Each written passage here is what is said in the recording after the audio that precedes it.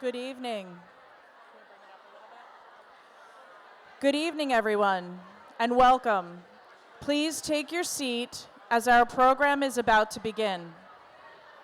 Please silence all cell phones, and if you're using our guest Wi-Fi, we ask that you please log off so that our virtual guests may have the highest quality of tonight's live stream.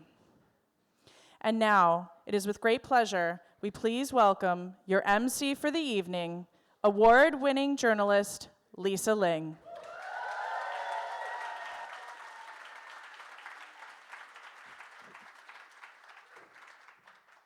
Thank you, everyone. Can you hear me? Yes. How are we feeling tonight? Really? Are we really?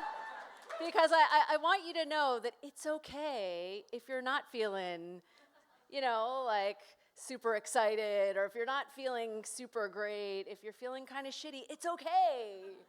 Because that's what this is about. This is a safe space that has been created for all of us to be together, to talk about things that we may not have been comfortable talking about throughout our lives. We might have felt a lot of the stigma around it. But for the next few hours, we're just going to feel. Yeah. I mean, come on. Yeah, okay. No, really. This is an opportunity really for us to just be vulnerable and ask questions. We have amazing panelists lined up, and this is a movement that only started 3 months ago in New York, and it was so well received that my dear friend Philip Lim said, we got to do this in LA, and so here we are. And I know that so many of you there's so many things that you could be doing tonight. It's Friday night after all, but we so appreciate that you've come to share this night with us. And, I hope that tonight we all really think about our own mental health journey. I mean, for me, this issue of mental health has been important to me for many, many years, even before the term mental health became really pervasive. When I was in my early 20s and working on the show The View, I knew that there was something that was going on with me that I couldn't really define. I had this sort of, I don't want to call it a darkness, but I just felt this inability. I was on this show where I was supposed to be sharing with the world my feelings and sharing my opinion about all these things happening in the world, but I just felt this wall. And I couldn't really figure out why I felt that. Like, I just felt this inability to emote. And I remember Barbara Walters, the late Barbara Walters, she took me to lunch, and she started asking me about my mom. Like, what's your mom like? And I just lost it, because that's what Barbara Walters does. She makes everyone cry. But I realized that I didn't really know anything about my mom. I didn't know much about her background. I didn't really know much about what it took for her to get here. And so that launched me onto this journey to not only figure out and acquaint myself more with my mom, but to understand how her journey, which was a very challenging one, would go on to impact me. And over the years, as a journalist, I have spent so much time interacting with so many different kinds of people who I've found to be on a similar path. And subsequent to that experience, I decided to get myself into therapy right away in my early 20s. And yes, thank you very much for that. And because I was on The View, I was traveling a lot between LA and New York. I had a therapist on the West Coast and the East Coast. I'm like, I like this. I like talking. I like feeling. And that led me to want to read as much as I could about the things that were going on in my mind, in my head, in my life, about intergenerational trauma. Dr. Jenny Wang's book, have you gotten to read this incredible book? Well, if you haven't, you're lucky, because everyone's going to get a copy today. But She has just been such a pioneer and is really bringing so many of these issues to the forefront, and we're so excited that she has such a big role. But I realized early on that I wanted to build this toolbox, right, so that I could access these tools whenever I was starting to feel these big feelings. And in addition to reading a lot of books, I found these incredible friends like Philip Lim, my friend Christine, who I just pour into all the time. And that's so important because I think for so many of us, we don't feel like we want to burden people with our issues. And culturally, so many of us come from families where we weren't really encouraged to talk about our feelings and our emotions because there was such an emphasis on achievement. And so, that's where I think so many of us can relate tonight. And so whether you are far along on your mental health journey or you are just sort of starting to have questions that you would like to have answered, this is your night, this is our night. It is my honor to be with all of you to share this sacred space tonight. Let's have fun while we're at it, shall we? Yeah?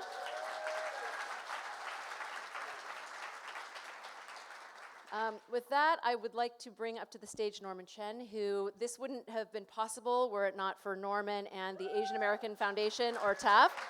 So Norman, come on up and share a few words. It's hard act to follow, Lisa Ling, so big round of applause for Lisa again. So I'm honored to be here. I represent the Asian American Foundation. We are a new organization that was founded in 2021 at the height of anti-Asian hate. We're here to really build a better future for our community by addressing the hate against our community, but also to build belonging and prosperity. And you can't have belonging and prosperity unless you have good mental health. That's the foundation for everything. So that's why we're so honored to be here, to be supporting this event, to talk about mental health and how we can destigmatize it and how we can start to treat it. Now, I grew up on the East Coast where there weren't nearly as many cool Asian people like there are here, and very much felt conscious about not really being in the in crowd. And I went to college on the East Coast, school in California, but then I spent 20 years in Asia. And finally, I was in the majority. And there wasn't any glass ceiling out in Asia. All the bosses, all the movie stars were Asian. And that was powerful. And I came back from that experience with a little bit of a attitude that I wouldn't have had if I just lived in the US my whole life. And we're hoping to bring some of that attitude to our community to give the support that we need so that we're proud of who we are, proud of our culture, and saying, hey, we're not going to take this anymore. We're going to come together. We're going to be stronger. One of the things that we've done at TAAF is we do research. At the end of the day, some of the stereotype is still true. We do love numbers. So we do a couple studies. One study is called the Status Index, where you maybe have heard. We asked people around the country of all races, hey, can you name a prominent Asian American? Most people in this country cannot. And the number one answer for 3 years running for 15,000 people is Jackie Chan, whom we love, but is from Hong Kong. He's not Asian American. And number two is, of course, the iconic Bruce Lee. It shows you where we are, shows you where we have to go from here. The other statistic that we found is that belonging issue. Our community, especially youth, are the least likely to feel like we truly belong in this country. All right? And 50% of our youth do not feel like they belong at school, and even in their own neighborhoods, which is really shocking. The other statistic which we all know about is suicides, right? We know among all groups in this country, Asian Americans are the only group in their youth to have suicide as the leading cause of death. And yet there's never been a study, a comprehensive study of mental health among AAPI youth. So we're honored to be working with Dr. Jenny Wang and several other scholars to commission the first ever comprehensive study of mental health among AAPI youth.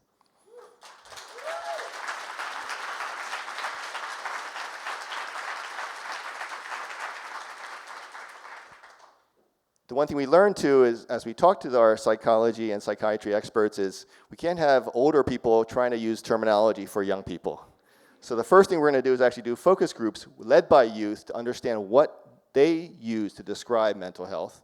That will be this fall, and then by next spring we're going to conduct the actual study to analyze what is the true status of mental health of youth in our country, what are some of the factors, both external, social media, anti-hate, and internal, family, pressure, expectations, and also what are practical solutions that we can do to implement. So we're super excited about that. We're very honored to support this event tonight. I just want to thank Philip, Lisa, Melvin, the whole Creating Space team for your incredible work, for Panda Express, and for Boba Guys for the physical nourishment in addition to the psychic nourishment we're going to get tonight. And thank you all for coming here. Cheers.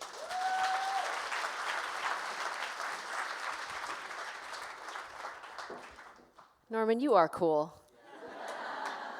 Norman just oozes coolness, in my opinion. Okay, so when we were talking about who should speak tonight, quite a number of names came up, and I asked the organizers if they would just have a conversation with a dear friend of mine who I consider to be the wisest person I know. He's going to be annoyed that I'm kind of blowing him up like this, but he really has been such a source of comfort for so many.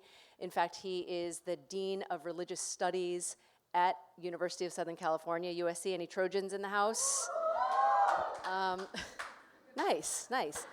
Well, I mean, that's upwards of or close to 50,000 students, so you can imagine the responsibilities that he shoulders. But he also is the interfaith chaplain there. And as most of you know, especially the Trojans here in the room, the USC has had no shortage of challenges in the last couple of years, and Dean Soni has been really on the forefront of it. So I'm really excited to introduce Dr. Varun Soni, and I think that you all will just be heartened by what he has to say and the wisdom that he has to share. So, Varun.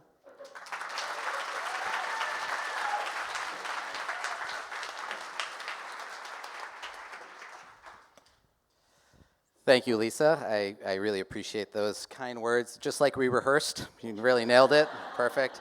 My wife would be like, who are you talking about? Because she does not feel that way, but thank you all. Thank you all for being here. Bruce Springsteen once said that he felt naked without a guitar. As a professor, I feel naked without a podium, so please, that's why this is here. Listen, I want to begin today by acknowledging that this is a very dark time in the world, a time of great heartbreak and great agony. There's so much grief, fear, and anger right now. So many people feel unsafe, unseen, unheard. I've spent the last 3 weeks with students crying with them. In the midst of so much death and destruction, our lives take on an even greater urgency. And it's even more important to come together as a community like we're doing today. The Reverend Dr. Martin Luther King Jr. extolled the virtue of the beloved community during challenging times, and he also warned us that our lives begin to end the day we stop talking about things that matter. And so, I'm especially grateful that in this time of darkness, we have come together as a beloved community to bring light into the world and to talk about things that matter. It's also a great joy for me to be here with my sister from another mister, Lisa Ling. You know, I think Lisa is the GOAT for Asian American journalists, in my opinion. Lisa and Connie Chung are like the LeBron and MJ in the world of Asian American journalists. I know you idolized Connie your whole life, but now the student has become the master. The reason I think Lisa is the GOAT is because she has also spent her life and her career talking about things that really, really matter. And in putting this together, I got to meet this evening's organizers who have worked so hard to bring us together today because they care so much about this community. They really are servant leaders, they are superheroes, they're an inspiration to us when we need it most. So I really want to thank the organizers for their vision, their compassion, and their strength in bringing us together. Let's hear it for the organizers of tonight's event. So as Lisa said, I am the Dean of Religious and Spiritual Life at USC, and so I serve as the chief religious leader on a campus of 70,000 people representing more than 140 different countries, including the largest populations of international students from China and from India in the United States. And in my role, I oversee more student religious groups and more campus chaplains than anyone in the country. At USC, we say we have the A to Z of religion. From atheists to Zoroastrians, we have them all. And we do this work in the heart of Los Angeles, which is the most religiously diverse city in human history. So there's never a dull moment on my campus. Sometimes I feel like the luckiest person in the world because I've had the great privilege to walk alongside thousands of students in their spiritual journeys. My students are Rhodes Scholars, they're startup entrepreneurs, they win Olympic medals and Academy Awards, they start philanthropic initiatives, they run nonprofit organizations, they make beautiful music and they tell beautiful stories, and they wholeheartedly believe that they can be the change they want to see in the world. And so even though it's my job to inspire them, they're the ones who really inspire me. But despite the light that animates the lives of my students, there's a long and dark shadow that falls over them too. Indeed, many of my pastoral conversations have recently taken a troubling turn. Whereas students used to ask me, how should I live? They now ask me, why should I live? They used to talk about hope and meaning, and now they grapple with hopelessness and meaninglessness. And they used to speak about things that mattered, and now they wonder if anything matters at all. Indeed, many university students are struggling with crippling levels of stress and anxiety, and every year I encounter more and more crisis on campus. The numbers that keep me up every night are 65, 35, 10, and 5. 65% of university students are so anxious that they have trouble functioning. That means that a crippling level of anxiety is now the baseline. 35% of university students are wrestling with depression or another mental health challenge. 10% of students have had thoughts of suicide over the last year, and 5% have a plan. That means at USC, extraordinary place that has produced illustrious pioneers like Neil Armstrong and Lisa Ling and Rob Kardashian sorry, listen, sorry,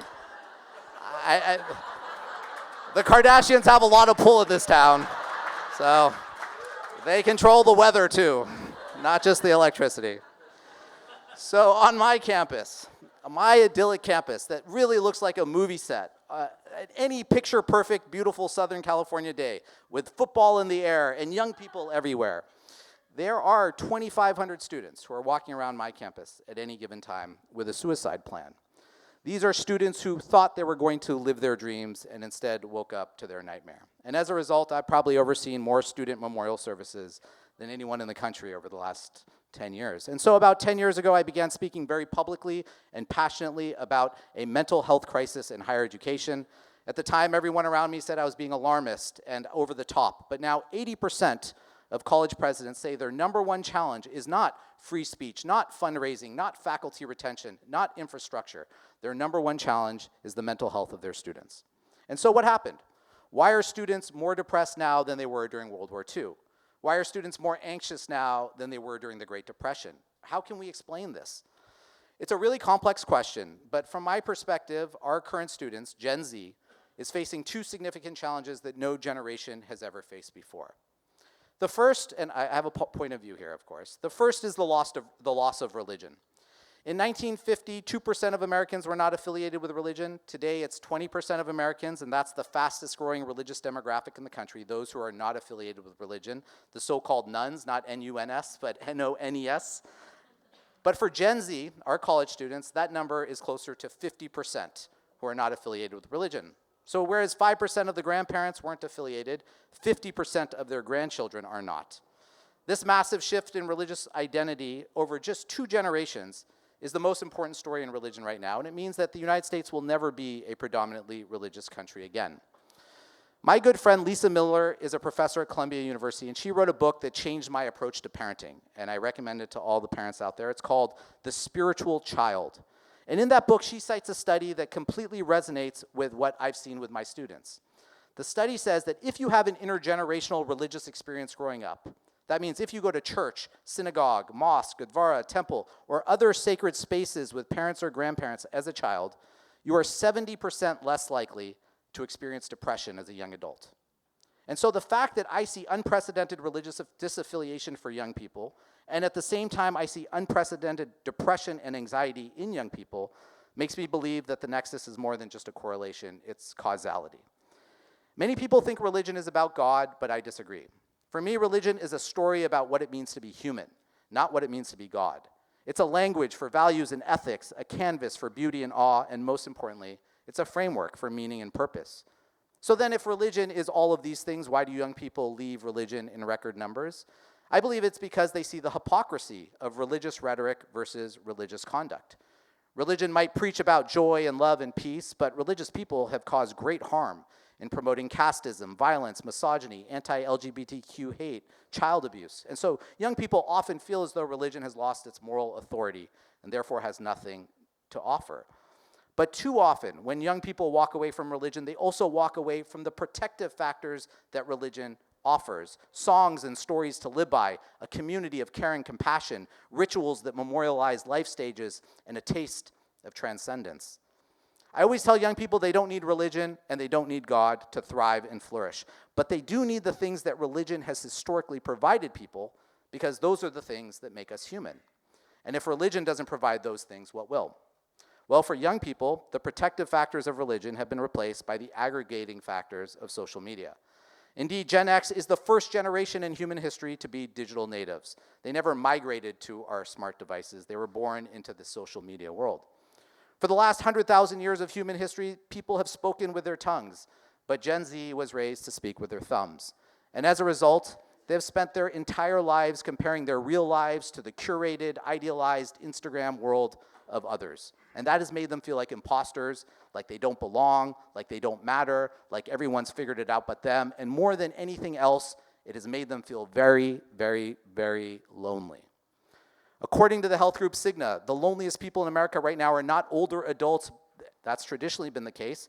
But right now, the loneliest people in America are 18 to 26-year-olds, basically our college students. The Surgeon General of the United States, Vivek Murthy, has been speaking about loneliness as a public health epidemic for a number of years because loneliness also has a physical health impact. We now know that being lonely has the same physical impact as smoking 15 cigarettes a day, and chronic loneliness could theoretically shorten your lifespan by 15 years. I never got the question in my career that I get now almost daily. How do I make friends? On a campus of 50,000 students, people are asking me, the old man in the corner of campus, how to make friends. I never thought I would see that. And so young people find themselves in a fragile and precarious position right now. They're a guinea pig generation in that they're the first to be raised without religion, and they're the first to be raised with social media. And we don't know what the outcome of either will be, but so far it has not been good. Even though I was one of the first people in higher education to talk about a mental health crisis a decade ago, I no longer see this as just a mental health crisis. I now also see this as a spiritual health crisis. What I mean by this is I no longer just believe that young people are going through a mental health crisis of anxiety, depression, and suicidality. I also believe that young people are going through a spiritual health crisis of meaning-making, community building, and belonging, which manifests as anxiety, depression, and suicidality. And that means that in order to address the mental health of young people, we really have to focus on the spiritual health of young people, which is at the root of their struggles. And so what does that mean? What does it mean to be spiritual healthy? How do we get there? I believe we start our journey to spiritual health not by looking for the right answers. Our students have always got the right answers to everything. They've got the right answers to every test. They've got the right answers to every question, right answers in every interview. They were trained since the time they were born to get the right answers to everything. And especially our community, Asian American community, we were trained that you always have to have the right answer to every question, but no one ever asked us, what are the right questions? And so to be spiritually healthy, we really have to focus on the right questions, not just the right answers. I believe the right questions are the questions that all human beings ask themselves in one way or another. All human beings across space and time have asked themselves these questions. That's what connects us as human beings. Questions like, who am I? What does my life mean? What are my values? What matters to me and why? How do I live an authentic life? That's why over the years I've challenged my students to think about the right questions, to embrace the right questions, to struggle with the right questions, and to keep asking the right questions even when the answers change. The answers will change. The answer to the question of who am I should be different at 10 and 20 and 30 and 40, and unfortunately for my wife, I can keep going with those numbers, but it should change. That's what evolution is. So we don't find an anchor in the answers. We find an anchor in the questions, which actually don't change across our lifespan. Over time, I've noticed that many of my conversations with students come down to one such right question. No matter what the conversation is, whether it's about tragedy or triumph, work or school, love or loss, it all seems to come back to one question. And even though it's such an urgent question for us as humans, it's not a question anyone ever asked me growing up. I wish someone had. And so what is that question? If I had a drummer, I'd ask for a drum roll. The question is, what is your true north? Or another way of phrasing it is, what is your North Star? I think that's the right question to ask. Different people will ask the question of true north in different ways at different times in their life. For me, my true north is not what keeps me up at night. My true north is what gets me up in the morning. We all have stuff that keeps us up at night, especially in this age of outrage and anxiety, but we don't need that stuff. That stuff is overrated and exhausting. What we really need is something to get us up in the morning. And what gets us up in the morning is meaning and purpose. How do we find it? How do we find this elusive meaning and purpose amidst all the noise and distraction, all the bad news around us? Well, many of us have been raised with the notion that if we just look hard enough and open up our hearts and minds, that at some point we'll find meaning and purpose, that if we keep searching everywhere, eventually we'll encounter meaning and purpose somewhere. And if we don't find meaning and purpose, we just have to keep looking for it because it's out there waiting to be found. And if for some reason we can't ever find it, well, that means there's something wrong with us. It's a popular and pervasive idea, but I don't think it's true. That's because meaning isn't something we just magically find one day only to be done with it and check it off our list. Instead, meaning is something we conscientiously create every day. It's a process, not a goal. We don't find meaning, we make meaning. We all do that. We all make meaning through the people we love, through the work we do, and through the stories we tell. And most of all, we all make meaning through the things that we can control in our lives. As we've learned over the last several years of pandemic and the last several weeks of war, we can't control everything or even anything that happens in the external world. But we can control what happens in our internal world. And the things we can control are the most important things for true north. They may seem trite, but the things you can control are powerful beyond measure. What can you control? Well, you can control your beliefs, your attitude, your thoughts, your perspectives, your values. You can control how honest you are, who your friends are, how often you exercise, how often you eat, how much you sleep. You can control how you interpret situations, how many risks you take, how you act and react, how much you laugh and how much you cry. You can control how creative you are, what music you listen to, what stories you read, what stories you tell. You can control how kind you are, how grateful you are, how much effort you exert, how much time you spend worrying, how you judge or don't judge others. And most importantly, you can control how many times you say, I love you. These are the most important things in your life. You should never cede control of any of these things to anyone else. They constitute your spiritual core, the essence of who you are. The things that you can control are your superpowers. Sometimes in your life, you may have a feeling or an impulse you can't quite ignore. Sometimes a voice inside your head might encourage a different path or perspective.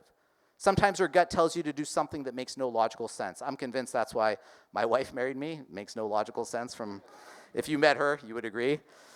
That feeling inside of you is your internal compass.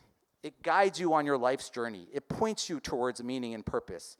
You are the one who calibrates that compass, and as a result, you can set it to north. In my conversations with young people, many of them tell me that they feel as though either they're joyful or not, either they're grateful or not, either they're positive or not, either they're resilient or not. But the reality is that we are not inherently any of those things. Instead, we can all get better at all of those things through practice. Students are used to practicing in order to achieve artistic, academic, and athletic success. They intuitively know that the more they practice, the better they'll get. The same is also true with joy, gratitude, love, friendship, and courage. There are tools, techniques, perspectives, and practices that can help us get better at our spiritual health, help us get better at finding our true north. Many of those practices come from spiritual and wisdom traditions from Asia, which for many of us constitute our birthright. And this evening, we're going to have conversations about not just mental and spiritual health, but about these tools and practices and opportunities for us to thrive and flourish, for us to get proactive in our own well-being, for us to be participants in our own spiritual and mental health, for us to be authors of our own life journey. And as you know, there's no one better to walk alongside us in this most important journey than our MC for this evening. So I'm going to ask the GOAT, Lisa Ling, to come back to the stage.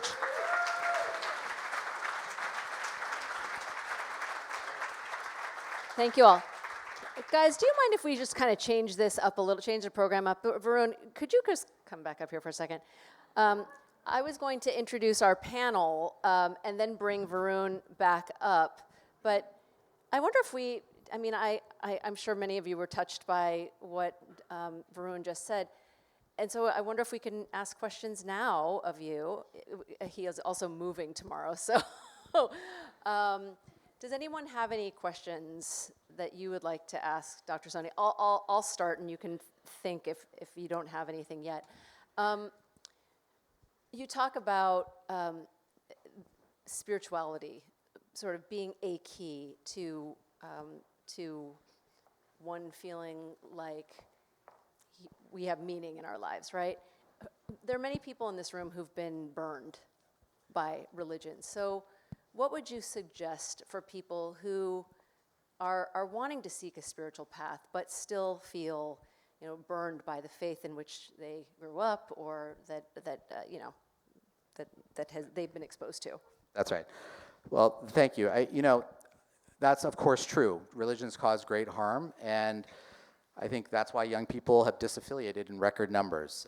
So I'd say two things about this. One is there are many ways to be religious. There's 45,000 denominations of Christianity. You might have been raised in a denomination that it didn't really resonate with you. That doesn't mean there's no way for you to be Christian if that's what you're looking for. There are ways to find your community in almost any religious tradition that represents your values. And I think that's what we look for. We look for communities that represent our values. When we read religious texts, I think the reason different people take different things out of religious texts is because you actually see yourself in the text. You see your own values in the text. And the parts that you focus on tell you more about yourself than they tell you about the text. If you read the Bible as a peace text, then it's probably because you see the world in a peaceful way. And if you read the Bible in a different way, it might be because you see the world in a different way. So it tells you more about you than it tells you about the text. Same thing with your community. You can find a community that reflects your values if that's what you're looking for. But you don't need to. You can also sort of take the things that are important, like I said, from religion and apply them to your own life. Your religion can be hip hop. Your religion can be sports. I'm a Clippers fan. That's taught me more about suffering than living as a Buddhist monk in India, So these are, our dear friends, Gautam Chopra started a company called The Religion of Sports. And the whole conceit is that sports is the new religion. And we believe that because, when I became the Dean of Religious Life at USC, people were like, oh, you're the Dean of Religious Life. You should know the real religion is football. And I was like, ha ha, until I went to a football game. I was like, oh yeah, you're right. We went on a pilgrimage to the Colosseum, and we had all these rituals and agony and ecstasy, intergenerational transmission of wisdom, miracles and, funny hats and all of that. So I think that it looked like religion. That's Trojan religion. So you define, when I say, when I talk about spiritual health, what I really want for people to think about is you don't need religion, but you need something sacred in your life. What is sacred in your life? Right? And you define that. And then can you build something around that? Can you build a ritual around that? Can you build a celebration around that? Can you build a community around that? Can you write a song about that? Can you tell a story about that, right? Those are the things that religion do. They bring to life the values. They bring to life the things that are sacred. So I guess my answer is twofold. If you don't want to leave religion, you can find a home in religion. There's such diversity of religious traditions within each faith. Everyone thinks religious diversity happens between religions, but there's more diversity within religions, I think, than even between religions. There are many Christianities, many Hinduisms, many Buddhisms, so you can find a place, or you can make your own. But if you walk away from religion, don't walk away from meaning and purpose. Don't walk away from a community of care. Don't walk away from understanding that you're part of a reality that's greater than yourself. Don't walk away from ethics and virtue and songs and stories. You don't need religion for any of it, but we're in a transition period where we are leaving religion and we haven't quite replaced it with anything yet.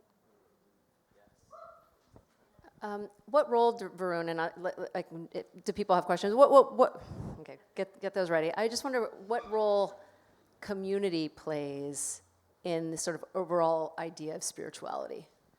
I think it's everything. I think it's everything. You know, why are we so lonely? Because we've lost a lot of our community. We don't feel like we're part of a larger whole. We don't feel like there's a reality greater than ourselves. The longest longitudinal study of human happiness ever was done at Harvard University. In the 1930s, it was called the Grant Study. And for 75 years, they followed 200 undergraduates until they died. And they spent all this time, money trying to figure out, at the end of your life, what makes you feel as though your life was worth living? What leads to human happiness? And so basically the goal of this study was to answer the question, what leads to human happiness? And they studied everything, salary, celebrity, grades, you know, all the things we tell students really matter. They studied all that stuff. And the number one thing that people said at the end of their lives that made their lives feel like they were worth living, the number one thing, and really the main thing, was how deep is your loving relationships? How deep is, it's what the Bee Gees told us. How deep is your love? Or it's what the Beatles told us. All you need is love. Like, they spent 75 years and $20 million to figure that out, and it's pretty intuitive that, yeah, of course, if you have deep loving relationships, you're gonna feel really good about your life. You're gonna feel like you can thrive and flourish, and you're gonna feel less lonely. And if you don't, you won't. And so, relationships are everything. I tell students you don't need 100,000 friends online. You just need 3 friends in real life, ride or die friends who have your back, who are not judging you, who you can tell anything to, who you can be your real self to. That's all you need. You don't need all that other stuff. And students come to me and they're like, I'm really lonely, I have no friends online. I'm like, there was a student here yesterday who has 100,000 friends online and is very lonely too. And so I think that this whole new reality of, you know, online friends versus in-person friends is, takes us away from what really matters, which is each other. And so I'd say you don't need 300 people in your community. You just need 3 people in your community.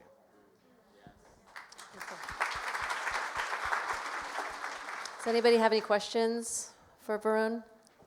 Right here in the front. Do you mind standing up? Thank you. Hi, I really enjoyed what you shared, and I know that you read probably a lot, and I'm very interested to know what is one book that changed your life? Probably many, but what is that one book that comes to mind now? Well, I mentioned The Spiritual Child. I'm revisiting that because we got a 1-year-old at home who took his first steps today. Named Siddhartha. Yeah, no pressure for that kid. But the book I recommend to everyone is a book called The Untethered Soul by Michael Singer. That's my favorite. I've bought many copies and given that away. And for about 10% of the people I give that book to, it changes their life in the way it changed my life. It's a book you can read anytime in your life, at any point in the book, and get something out of it. So I would say The Untethered Soul. Anyone else? Do you mind standing up in the back? Thank you.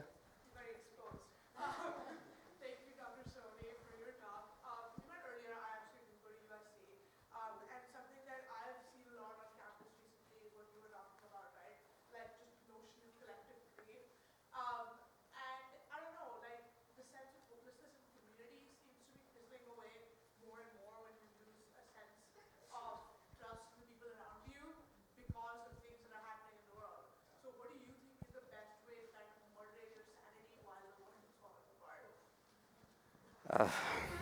Well, thank you for that. It's been a very difficult time on college campuses, as you know.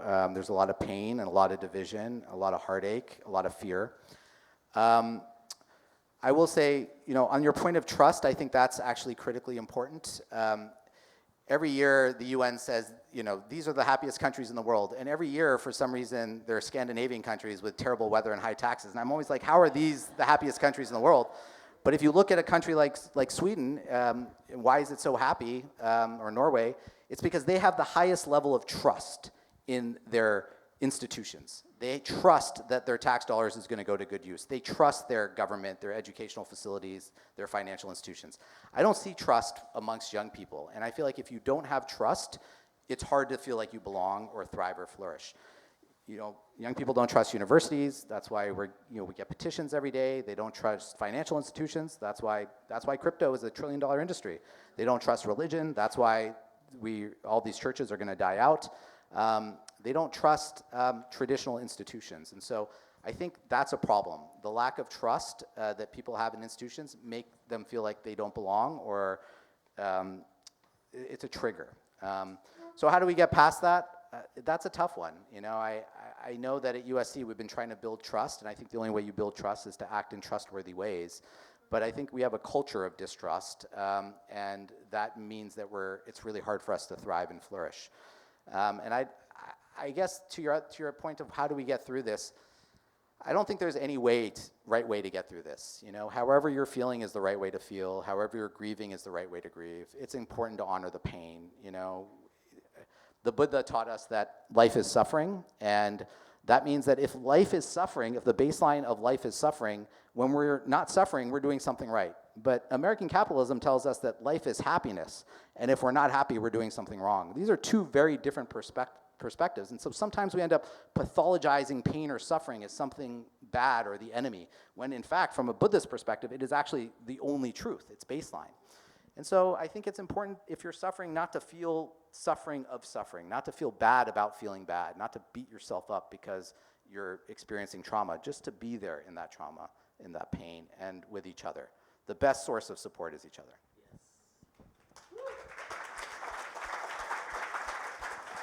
My last question, Varun, where can people, because I know we have to move on to the panel, where can people find your talks?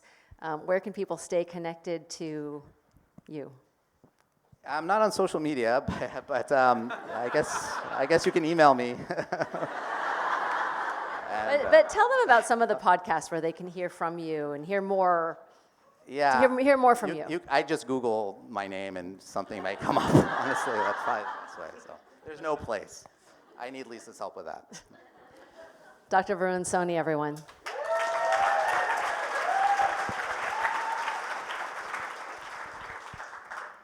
Thank you so much, Varun. We have an incredible panel coming up, and I would like to introduce the panelists. And forgive me, I don't have my glasses on, so hopefully I'll get through this without squinting too much or mispronouncing things. First off, I want to bring up Dr. Jenny Wang.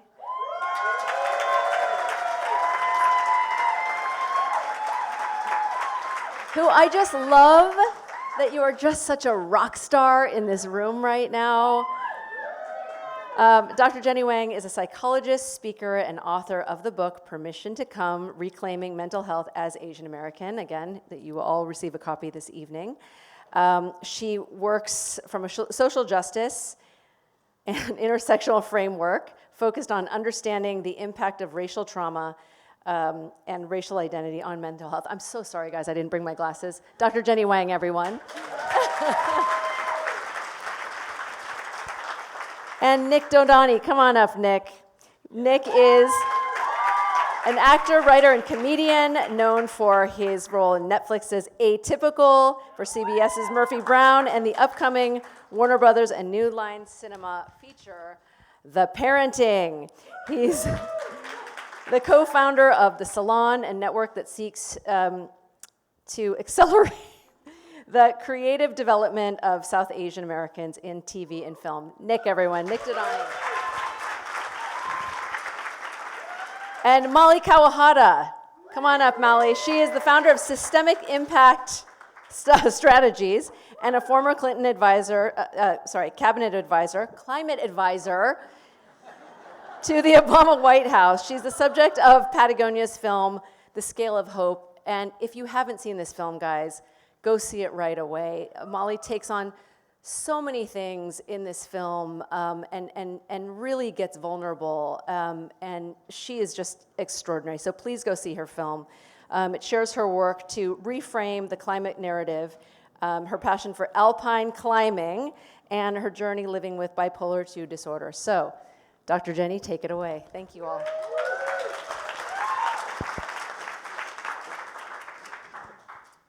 How is everyone feeling right now?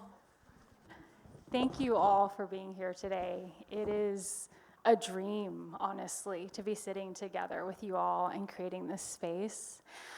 I'd like to invite us all to just take a collective breath, just one. Just inhale, exhale. And just be listening to your nervous system right now and how it's resonating, mind's buzzing from excitement, being together. So we're going to have a conversation tonight, And I am just in awe of these two individuals. They are phenomenal human beings, but also so real and so honest, and I'm excited to hear from them.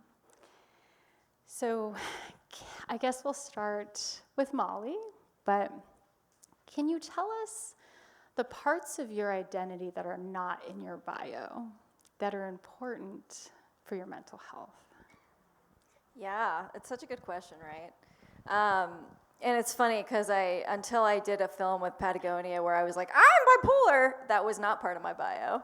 But now it kind of is. But for me, it's like we often hear about people when they talk about their background. Sometimes I hear people being so generous before I walk on stage, and I'm like, that's not me, though. You ever feel that way?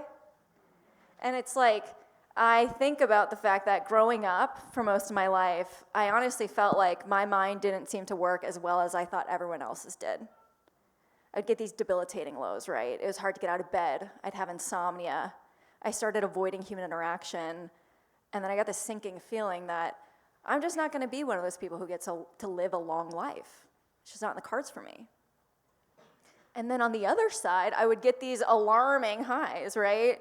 Being awake for days on little sleep, going to the gym at 2 a.m., extreme productivity, emails that I later had to apologize for. That was so bad.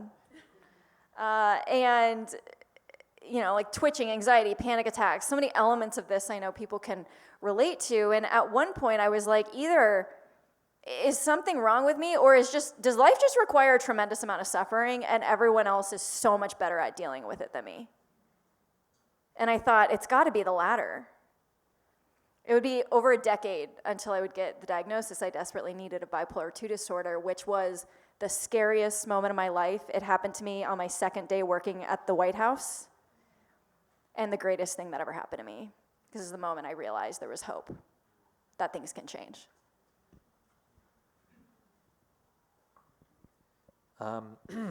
That's a really, it was a tough question for me to think about because I feel like I overshare everything about my life. So the thing that came to my mind was, it's not in my bio because it's not about me, it's about my family, but it has everything to do with me. I think it's, my family has gotten more open about this, so I think they'd be all right with me sharing this. But there's just a lot of mental health issues everywhere. Like, I don't know a single family member that doesn't struggle with something. Whether that's depression or anxiety or bipolar disorder or ADHD or just, you name it, right? OCD, and just truly the list goes on. It as I get older, the realization of the impact of that on me is getting bigger. And it's simultaneously freeing and also it feels kind of scary and restrictive because it's like, oh wow, this is so much bigger than me. And like, in a certain way, it's liberating in the sense that like, oh, I'm not alone. And then it's very scary in the sense that like, oh, am I ever going to be rid of this? Because it's just been in my family forever. And so it's that kind of struggle is just very real. Thank you so much for sharing that. And I think that's something that people can resonate with, that idea of like, can I ever be rid of this? And I wonder if that's the goal, or is there something more? So can you each share with us, and we'll start with Molly, can you tell us about how you related to your mental health? The first point, the first recollection, and how that's evolved over time. Yeah, for so much of my life, I thought about my mind a lot because I felt like it was betraying me, right? I was just like, everything it's telling me to do, to think, every sense of inadequacy, anxiety, every room I walk in where I just feel like I'm never gonna be enough. It's not working for me. It's not my friend. It's not on my side. There was something really powerful for me when I did get diagnosed because, again, it was like, I remember thinking, okay, everyone has depression. That's like normal. And I'd been told I had depression. And I remember hearing bipolar, and I was like, That's like a real mental illness. That's like the real thing. That's really scary. I actually had to report it to the FBI as part of my security clearance. And so there was this like process of that, right? That initial like shock factor. And I, at one point, really suffered with this, where I was just like, okay, it's incurable and it's lifelong. Damn it. And at one point, I looked at myself in the mirror and I just said that to myself. You have an incurable, lifelong mental illness. This amazing thing happened, though. Then it was settled, it was done, and I could live my life. There's something so powerful in that, so empowering, and just recognizing a situation for what it is. And then this incredible thing happened, which is that with treatment, which took me years, bipolar treatment can be really, really challenging. You have to titrate medications, but with medication and therapy, which both are essential and impossible for me to be treated without both, in that process, I realized that there was this other side to having a mental illness, this other side to struggle more generally, which is that there was a redemption in the pain. And for me personally, like I'd always seen, we have this medical model that we use for mental illness, and for me, I actually like calling it a mental illness for myself. Everybody has the label that works for them. For me, illness I like, because it speaks to how difficult it is, and how much suffering there is, and how debilitating it can be. But there are also challenges with the limits of that model, this like metaphor we use, because when you think about another disease like cancer, cancer just detracts. I mean, it might make you reevaluate your priorities and like have other impacts in your life that are positive, but the cancer itself, there's nothing redeeming about it. It's just a bad thing. The thing with mental illness, though, even though we call it an illness, is I actually don't see it that way. It took me years to figure this out, that on the other side of treatment, caveat with treatment, on the other side of treatment, though, I realized there were things about me that I loved. And at one point, I looked around in my life, and I realized that for the greatest things I had in life, I had bipolar 2 disorder to thank. I completely reframed pain, reframed struggle, reframed suffering. And for me, I actually see so much of it as a privilege. Like, there's this privilege I have of a lot of people live here, high, low, I live here. And there's suffering on both ends, like tremendous suffering, but it's a privilege to actually get to see what it's like to stand there and look over the cliff. That's not to say that it's easy, but for me, I realized that if like some magical being came into my life years ago and they were like, yo, you're about to get a full-blown mental illness. It's gonna ruin your life. A bunch of people are gonna dump you. You're gonna like really suffer through school. And ultimately, you'll finally get a diagnosis, but not for like over a decade. And it's gonna take years for treatment. But then on the other end, things will look different. You'll actually realize there might be some upsides to this that people didn't tell you. But listen, Molly, that's what the magical being says. I can take that away from you. I can make it so that you never have to go through any of that and you get to live this calm, ordinary, stable life. So what do you choose? Do you know what I'd say? Like, I've thought about this so many times. I don't think twice. Give it to me. Give me the illness. I don't know who I'd be without bipolar disorder, just like we don't know who we'd be without our suffering. But I don't want to know. It's not interesting. It's weird to think about. It's like part of who I've chosen to make it part of my identity. So there's been this power in it where I've now looked back and realized that for everything I've gotten to do in life, and I've gotten to do some cool things. I've been very lucky to like get to work for Obama in the White House and climb mountains, and I'm lucky, but it doesn't compare to the fact that the thing I'm most proud of in life is living with bipolar 2 disorder, and it's not living in spite of it. It's not surviving it, persevering in the face of it. It's actually being this person. And I think there's a power in all of this, because not everyone knows what it's like to have bipolar disorder, but everyone knows what it's like to struggle. We all know what that's like. And there's something really interesting that happens when we realize that even though pain, suffering, anger, frustration, shame, guilt, all of these terrible emotions, there's something that sounds initially like appealing about like not having to live with them. But imagine for me like a second life where you never struggled again. Like, raise your hand if there's something oddly unappealing about that. It's like, it's weird when you actually go through the mental exercise. So I think there's a power in that, and for me, it's been around reframing. Thank you, Molly. I don't know how you follow that. I so was good gonna luck. say you gotta throw the questions to me first, so I don't have to. What was the question? The question was, how did you initially relate to your mental health, and how has that evolved? I don't know if I have like a specific memory, but my older sister, who's almost 7 years older than me, is a therapist. And so she made me aware very young. But I think like in my adult life, when I realized like my mental health was something that I really needed to focus on more, I was back when I did stand-up, and there was a comedian who talked about being addicted to NyQuil in his set.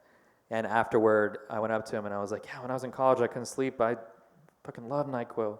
And I was just trying to connect. I don't know. And he didn't laugh, and he was just like, are you okay? Because that's really bad. Do you need help? Like, I'm here if you need me. And it was just like a sobering moment, no pun intended. And I was like, all right, it's not actually funny. You should probably examine that. So that was like early in my 20s that happened. And so when other people start seeing you in a particular way that you have not seen yourself, and then it's like, oh shit, okay, all right, I should start talking about this with somebody professional. So earlier, Dean Soni talked about the importance of meaning, right? And I mean, for so many of us, I think in our community, our families are part of that story. Our identity, our cultural, ethnic identity is part of that. That's why we're all here today. So how has your ethnic or cultural identity impacted your mental health? And we'll start with Nik. Thank you, and thank you.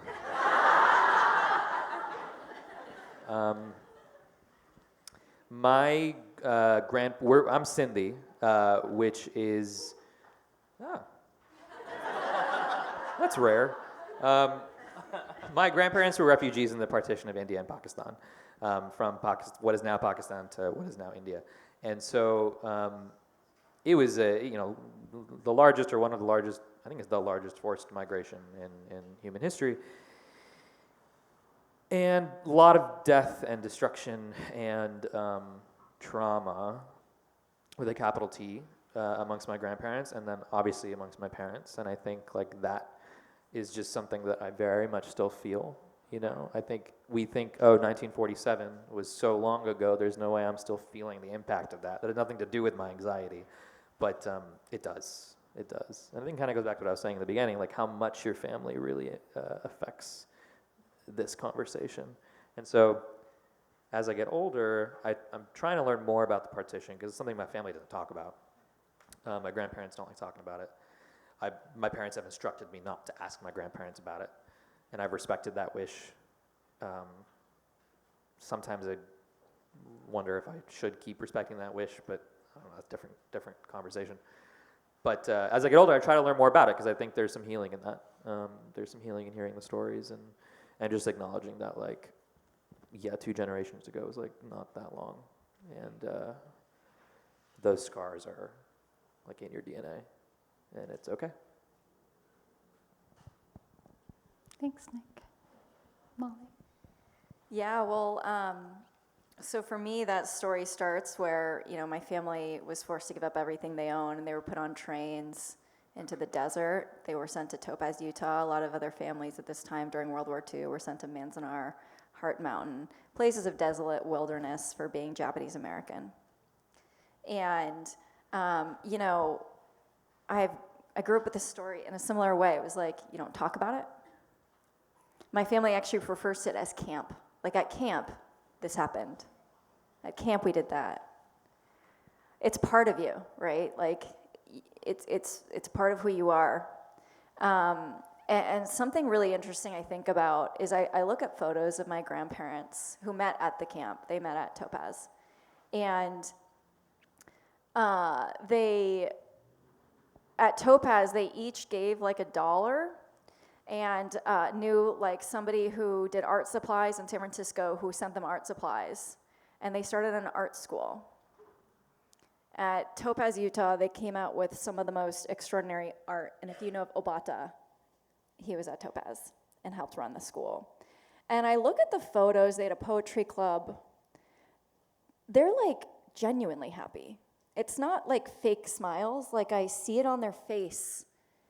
And I'm like, they were in prison in their own country. And that has always stuck with me, where I think about the fact that like their own country imprisoned them, and all of those people turned around and showed America what it means to be an American, which is to build community and persevere and create art and support each other with empathy and compassion and love. And so for me, I think it's kind of wild to wake up every day surrounded by barbed wires and armed guards and to still have hope. That in the face of that, which at the time was an indefinite thing that they went in the desert, they still had genuine hope, genuine relation with each other, genuine community that they were able to build in a hopeless place. And that's something that I've taken that as a lesson moving forward.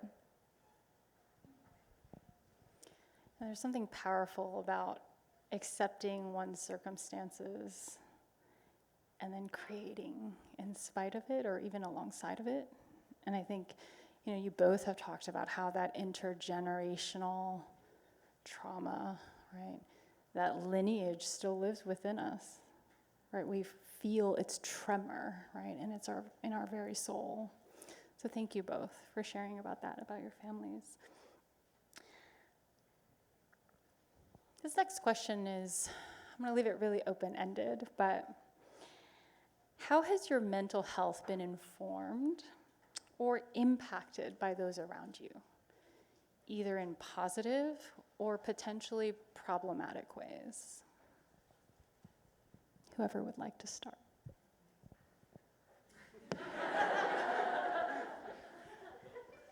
Well, so I was like around 17 where I was just part of like the young kids that just started following Obama around and literally called him Barack Obama because I didn't know how to pronounce his name. No joke, for over a week I referred to him that way. But it was funny, I was like deep struggling with my mental health, didn't know I was struggling with my mental health as a teenager then, but he talked about hope. And it's funny for me to look back and to think in the depths of my despair that a message of hope would appeal to me at all. But it actually did alongside a lot of cynical people. And I actually later learned that there's a huge amount of research to back that you don't have to be a hopeful person to consider a hopeful message very appealing. So for all of us that were like part of this Obama movement, hope became part of our worldview, part of our perspective. And I worked in the White House, which was an incredibly hopeful place. And throughout this whole journey, continued further and further on, where I saw in more community and more of the people around me, the best people to be around were like the most powerful friends I had were the ones who like gave me hope. And I found that in a lot of moments, I had no hope for myself, but I could give it. Isn't that powerful?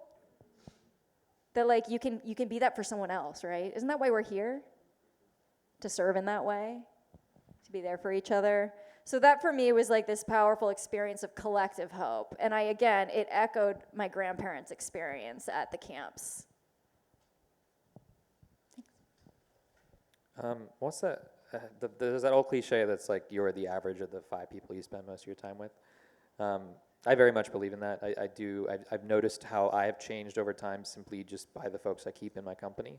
And I think the impact that the people you choose to be around with has just on your mental health is just so huge. Obviously, in a lot of cases you can't control who you're around with, whether it's because of work or family or other circumstances. But for the folks that you can, I think it's just so important to just be very mindful and cut out the toxic people, you know? I almost swore there. Amen. But yeah.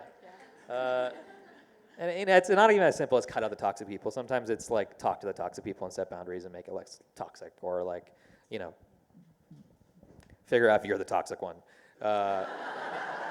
And if you are, like, do some work. But yeah, it's so, other people is just so key, right? It's just so key. But to what the dean was saying also is, like, you can't control other people, right? You can control yourself. And I think as I get older, that's something that resonates more. Thank you. So one of the things we really wanted people to take away, or even just like to pause on leaving, is your why. Like, why do you bother coming today? Why do we bother with mental health? Why do you pick yourself back up when you feel like sleeping all day? Because life is just too much and too hard.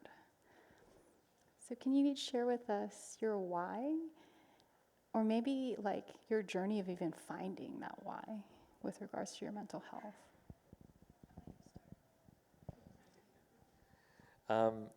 I don't have an answer to that question that is a certain answer. But I think lately where I've been finding a lot of meaning is, again, something that you brought up, which is the Buddha's teaching that life is suffering and meaning is what we make. And so if I stay in bed all day, I'm never going to make meaning. And so that's what kind of gets me out. And I know that, yes, life is suffering, but today doesn't have to be. God, that was cheesy. Yeah, I think that's my why right now. I love it, not cheesy. I love it. So for me, like, I mean, it's been a journey. But I had this one day where I was at the White House. We've, like, raise your hand if you've ever had, like, some sudden realization of something you should have realized way sooner, right? Like, literally every day of my life. So I had one of those moments where it was 2 a.m. at my desk. And usually at 2 a.m. there are a lot of staff there, but this one night I was alone and I was like really fucking angry. And this is a whole thing. I was working on climate and Congress wasn't working with us. There's a whole other thing around that. Different talk. But at the time, like, I had this epiphany in that moment. And it came down to what I was focused on in that moment was climate policy and the fact that we couldn't get past what we wanted because of obstruction in Congress. But I was like, oh, you can't get policy until you get the people on board. Wait, you can't get the people on board until they feel something. That last part, that people need to feel something in order to act, I realized that was key. So I'm on the climate team, and I'm the weirdo on the team that starts looking into psychology research. And one thing is so clear in the research, which is like fear, guilt, and shame, which, side note, had been being used in climate, but we see this everywhere. It's actually antithetical to human motivation, right? Fear is extremely effective if you need somebody to fight, flight, or freeze, if a trauma response would be helpful or adaptive. For so many of the things that we need to, like, motivate people to do, like get up, act, for me, get out of bed, oh my God, struggle with that so much, like, you need to go with something else. And I realized I would, like, shame myself out of bed, like, get up, like that feeling, that voice. And I'm like, fuck you, I don't want to. So it's like, I realized, like, this isn't working, right? Coupling motivation with fear, guilt, and shame, right? It's just not effective. And all this psychology research was backing that up. And so then I discovered there's a science of hope. I talk a lot about hope. Literally, that's like what my talks are now, so I'm sorry. But like, there's incredible science and research. It's a field within positive psychology. It's started by Dr. Rick Snyder, led by Chan Hellman, Shane Lopez, these amazing psychologists that have actually proven hope to be a science. And it's very different from how we understand hope. Because hope is always equated in society as wishful thinking, but it's actually defined as something very clear in psychology, which is the belief that the future can be better and that you have the agency to make it better. Control, right? What's your role? What can you do? That was like life-changing for me. I was like, whoa. And it's what differentiates hope from optimism. Optimism is just the belief that the future can be better, period. Good things happen to you. Good things happen to the world. It all turns out well in the end. There's a reason people hate those people, right? Like, it can be optimism can actually be experienced in a very invalidating way. I'm like, no, this does suck. Shut up. But hope is very different. Hope is extremely tied to human motivation. In fact, if you have a goal, hope is proven to be one of the most efficient ways to realize it. If we need people to do anything, whether that's ourselves, our community, whatever it is, leading with hope is incredibly effective. And I realized that could change everything. Hope is even associated with everything from cancer patients living longer to a lower divorce rate among high hope couples, better life outcomes for childhood trauma survivors. In fact, it's one of the #1 predictors of longevity, how long you live, is how much hope you have. So in me and my journey, I realized like, whoa, maybe this could change everything, which is why I don't stop talking about it. Thank you so much, Molly. So in a little bit, we'll all be breaking out into these breakout sessions, which I'm so excited for you all to experience. And we really wanted to give you some taste into the toolkit that you hopefully will begin building once you leave here. And so I'd love to hear from both of you. What is in your mental health toolkit?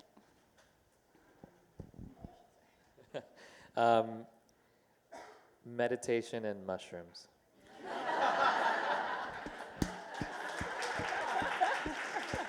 Thank you. Wait, I'm going to pause. I'm going to go, let's go deeper. Sure, let's go deeper. Okay, let's go deeper on this. This is a good one. So everybody wants me to ask about the mushrooms, but I'll start with the meditation. How does meditation help your mental health for you? I think I saw this on a TikTok. But the opposite of anxiety is not calm. The opposite of anxiety is present. Or something like that. And that just really resonated with me, and it validated a lot of the meditation practice that I've been trying to develop and build over the last several years. Very inconsistent in the beginning, still inconsistent to be honest, but that's not the point. The point is that we make a practice of being mindful and present and aware of ourselves, our bodies, our breathing, our spaces, our environment. And just that simple act of presence, and especially over time, the cumulative effect of that, will improve your mental health. There's research to back it up. There's thousands of years of experience to back it up. And I started using like Headspace, like the apps. And then I started learning transcendental meditation, and that's my primary practice now, and I would just highly recommend it. It seems difficult, but you can't really do it wrong. Once you realize that, I think it can start having a positive impact. All right, now tell us about the mushrooms. Highly recommend. In a safe environment and with trusted people, and I think there's a lot of research showing that psilocybin and psychedelics in general can be really impactful to help with depression, anxiety, and presence, and all of that. And I think we're lucky to be in a city that has a lot of great product, and I think using it responsibly is 10 out of 10. So yes, there is a growing research out there around mushrooms and psilocybin. Please talk to your medical professional before you partake, but we'll leave it at that. Molly? I do, though. I get so much hope in that research. It's extraordinary. So I actually appreciate that you brought that up. So for me, two things. Hope, but I'll explain it further, and reframing. So hope is actually comprised, and tell me to shut up if this is annoying. I know I've talked about this a lot, but it's comprised of three things. It's your building block for hope, and it's actually an incredible tool because it's like a formula for spreading it. Like, you can just spread it really easily if you can tap into this. And you don't have to use the word hope, because people experience hope as invalidating, right? If somebody's having a hard time, don't just be like, have hope. Again, fuck you, right? So it's comprised of 3 things. 1, goals. 2, agency, your role, like willpower, right? Your control, you have a role to play. And 3, roadmaps, pathways, like how to get there, your strategy. It seems so simple, but it's actually the most powerful framework ever, because you can actually look at any life outcome you don't like, for example, me not being able to get out of bed, and be like, what between these 3, goals, agency, and pathways, is breaking down? It's usually one of them. And that really actually changes the intervention or solution you provide and increases the likelihood you'll get the results you want. It's incredibly powerful. It's like if somebody's having a hard time and you see somebody walk over and they're like, everything's gonna be okay. That might not be the most effective thing for that person in that moment, because again, it might be experienced as invalidating. But if you then go over to that person and you're like, listen, I believe everything's gonna be okay because I've seen what you've gotten through before. Now I'm spreading hope because I'm tapping into agency at a time when somebody feels no control, right? Identify what's breaking down in the hope formula and fill it. Really powerful for yourself and for others. The second thing that was really powerful for me is reframing. I had this moment where I'd always dreamed of climbing in Alaska. I was like creepily obsessed, and a bunch of people dumped me because I was like way too obsessed with this dream. And one day, and I'd long climbed in the North Cascades or in Washington, and so I knew what it was like to go there all the time. We'd go when Congress was in recess. So I knew the flight, I knew the Seattle airport, I knew the roads, I knew the grocery stores, everything. It started to feel incredibly familiar.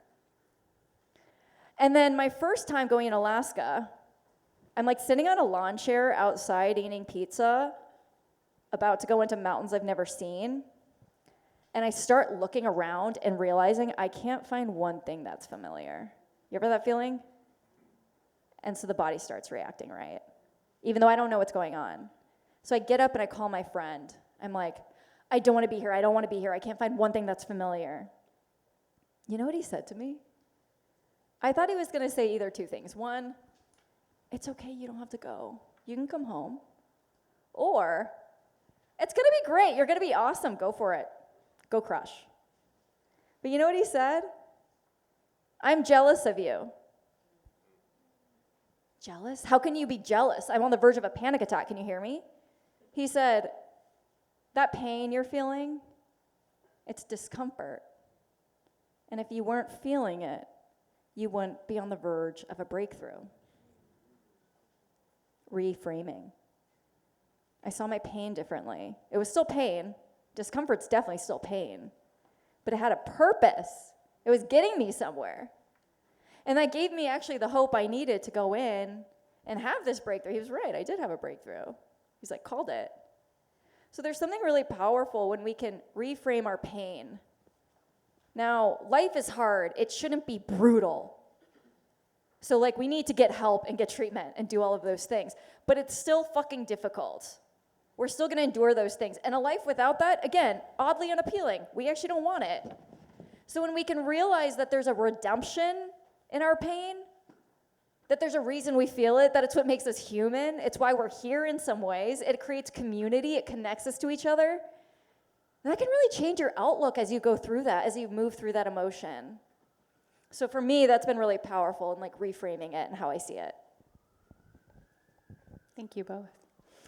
So now I'm going to bring Lisa back up, and we'll move to the Q&A portion. Yeah, actually, I mean, we can take a couple of questions, but then Dr. Jenny, you will talk about the breakout sessions and what people can expect from breakout. Yes, I think we start breakout. Maybe I'm looking at the schedule wrong. At 8:50, or do we? Oh, okay. So we can take some questions. We'll just go until somebody says stop, because I'm not sure if the schedule is shifted because of how we like have laid it out. So Okay. We're good. Q&A. Q&A. Okay. Q&A. Anybody have any questions for our panelists? Hi, my name's Nancy. I just want to share very briefly, but I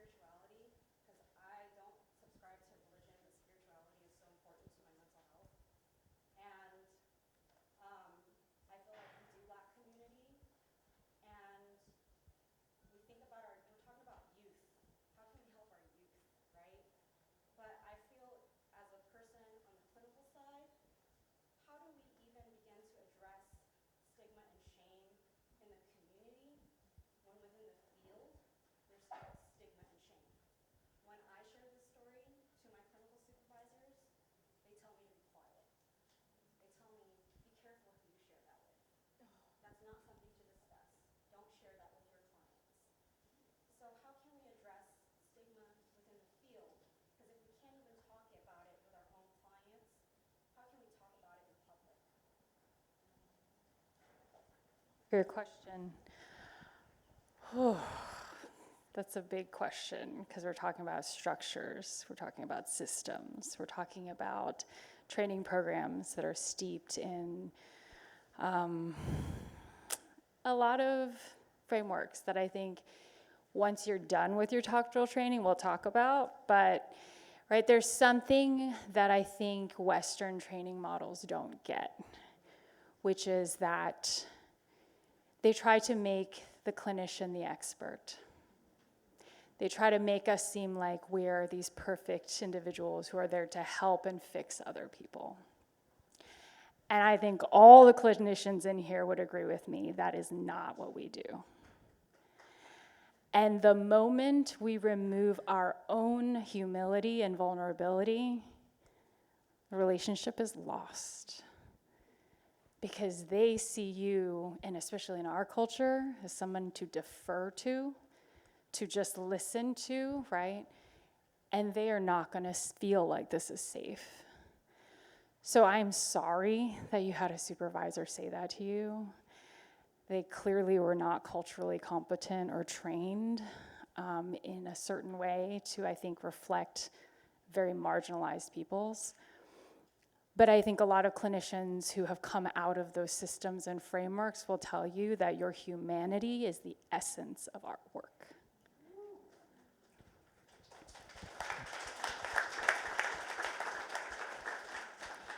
And earlier we were talking about that question of trust. How can we trust each other if I can't believe that you are truly human? And I think we bring to our clients that non-judgment. I have seen darkness before, and so I can recognize it in another and have compassion there. And that's what you're gonna bring to your future clients. So thank you for your work.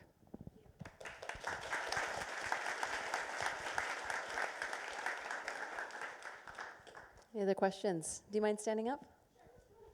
Hi, I'm G. Oh, yay. I feel like I want to karaoke now. Okay. So thank you so much for your service to everybody who put this on. And one thing that Nik said when asked, like, what kinds of things do you do to, for your mental health? And you mentioned meditation and shrooms. And I wanted to thank you for that because I think one important thing to note is it's not everything's the same, right? And there's all sorts of different ways to heal, and everyone's journey is different. And it's not really a question, but it's really interesting to me that there's so many modalities of healing that comes from our heritage, like our own cultures, yet there's so much stigma around mental health and, getting help for mental health in our cultures, which is interesting to me. But yeah, anyway, thank you for mentioning that. I too, 10 out of 10. Yeah, there's healing stuff for everybody, like whatever works for you, just do it. Thanks. By the way, I see Varun is still here. So if anyone still also has questions for Varun, he's still here. Yeah. Well, no, that's what made me think about. Yeah. Because there have been a lot of conversations, and there is a lot of research being done on psychedelics. I have a 3-part series on CBS News, actually, the 3rd week of November. And while we probably don't want to get too into the woods on psychedelics, I mean, it certainly is providing some healing for people, like pretty miraculous healing at that. So, I'm not someone who would ever encourage people to go out and try it because it is such a, it can be very destabilizing, and it is an entirely, it's hard work if you do decide to go down that path. But it's exciting that there is research being conducted as additional healing modalities that are not pharmaceutical.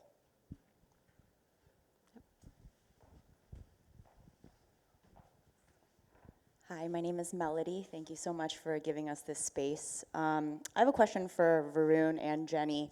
I have a 6-month-old, my firstborn, and I think what you were saying, Varun, you shared a lot of these dismal stats, right? The state of being, and that there doesn't seem to be much hope, just given the pace at which 1-year-olds are looking at screens, and it's not going in the other direction. As researchers, as teachers, as experts in your fields, how are you implementing those things in your own lives? I think you have 2 young children as well, because I think so often we can cerebrally know these things, but tactically, how are you implementing these things in your own life? And Varun in particular, as you have a 1-year-old, there's a lot of weight on your shoulders, I imagine, because you are working with students on a day-to-day basis. How are you translating some of those learnings in your own family? Oh, nice. If I'm being really truthful, on most days I feel like a fraud. Honestly, I built the largest mindfulness program on any college campus, and I don't have time to meditate. I was the chief wellness officer of a university, and I didn't feel like I was well. I'm the chief spiritual officer at USC, and I don't have thoughts and prayers like during really difficult times like now. I rail against social media or phone use, and my daughter tells me, constantly, I want you to listen to me with your eyes, because I'm looking at my phone as I'm listening to her. So I talk a good game. I don't always implement it. But one of the things I have done is for my kids, tried to create intergenerational experiences of meaning making. And for me, I was raised in a temple, and a Hindu temple is a fun place for a kid. There's like food and chanting and drums and flowers and water. And so that's what I've been doing, just trying to take my kids to the temple in the way that I was raised in a temple, so they can have an experience of congregational prayer and song, and they ask really deep questions. So I think that's to the point of that study, but it doesn't have to be temple, it just has to be something sacred. Can you do something sacred where you are just with your children without the distraction of the world, where you take off the mask of work and you can just be there? It almost doesn't even matter what it is, as long as you really honor that, build a ritual around it, and hold it out to be sacred. I would say the last part of this is storytelling. The older I get, the more I realize that storytelling is everything. We tell the stories about who we are, and then we become those stories about who we are. And so I try to tell stories with my kids and have them think about a story of their life, and what story are they telling about their life, and who are they becoming. And I think that storytelling is so intuitive for people because they're watching, stories, whether it's in plays or in movies or whatever. To think about the storytelling of your own life can be really powerful and empowering, quite frankly. So I think that's probably it, like storytelling and sacred time where I'm really trying to be present. But mostly, I gotta say, like I haven't seen my son this week. When we live in the same house, because I leave before he wakes up and I get home before he's asleep, or after he sleeps. So, it's hard. I feel like I'm taking care of 50,000 students, but not my own kids. And that's tough. That's really tough. So I think we all struggle with that in some way or another, trying to find some kind of work-life balance. I haven't been able to find it. This is the last thing I'll say. I haven't been able to find balance in my week, but I have tried to find balance in my year. So I'll go hard for 4 months, and then I'm going to take a month. That's why I like the academic year, because I get the summer. I couldn't do what I do for 12 months, but I can do it for 4 months and take a break, and then 4 months and then take a break. And then when I'm not doing it, I really try to be present. So my kids, either they never see me, and then then all they do is see me. But somewhere in the mix, there's hopefully some balance. But I struggle with it, and it's easy to talk a good game, but it's really hard to implement it. I have an 11-year-old and then a 7-year-old. And I would say one of the biggest gifts that we can give our children is to feel the experience of emotional regulation from a parent. But that's not something that most of us are taught. And we didn't learn it from our parents, or I didn't. So I like to think of myself as like a vessel for my children. And on the good days, I am a great vessel because they will tantrum and they will cry and they will throw down. And I am this bowl that holds them steady. And the goal of that is that they feel the storm raging of their emotions, and they know you're there. That you're gonna contain and hold and ground them until the wave passes. And you know that. You know what that's like, to hold your child as if they're thrashing their right arms and they can't contain everything that they feel. And that is one of the most powerful gifts we can give our kids, because one day they will say, now, Mommy, I know how to do that. And they will honor and hold their emotional life with such tenderness that they learned from you. And I'm getting emotional talking about it. So I think that is an important piece, and that's why your mental health matters, right? Because when I can't hold that container, we are a sinking ship. We're screaming, yelling at each other. We cannot contain. But if I have run, if I've seen my therapist, right, if I'm like feeling grounded, then I can be that container, and it is not scary for them or me for them to feel intensely. And that is one of the most powerful things that you can give them. So.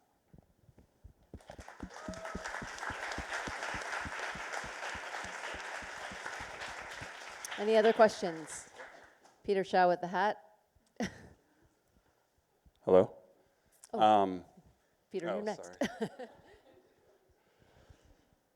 Well, I guess it's more of, there's a question or a comment, I guess, that I want to make about, first, this is such a beautiful event. Like, the fact that we're all here, we're all Asian, we're just talking about mental health, I'm super, like, my heart is just like blowing open.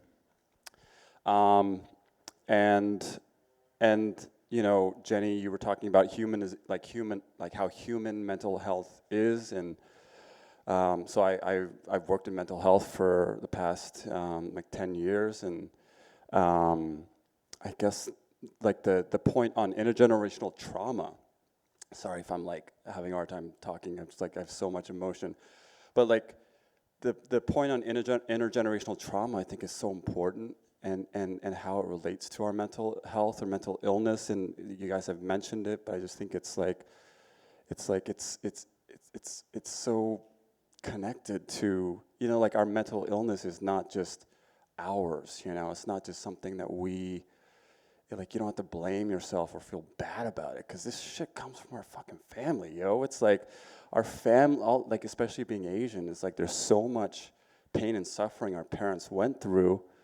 And we, you know, and it's not just Asians, it's I've seen this throughout, you know, the mental health. It's like, I guess I'm just saying, you don't need to be so hard on yourself about it, and there's something beautiful about, I think, owning that journey of your own mental health and mental illness, and how it's connected, it like takes you deeper into your own family, and feeling connected to your ancestors, and so I don't know if that makes sense, but like it's not, you don't have to feel so much shame or blame yourself for it, I think. And you know, maybe you guys can say something about, Jenny, maybe epigenetics, because I'm not as into the research about it, but it like literally, you know, is passed down. Mental illness is passed down from our family through genetics in a huge way. So I don't know, just touched, and I just wanted to share that, and if you guys wanted to respond to that, maybe you can add something, but yeah, thank you. I don't think I should talk about epigenetics. Molly? Okay.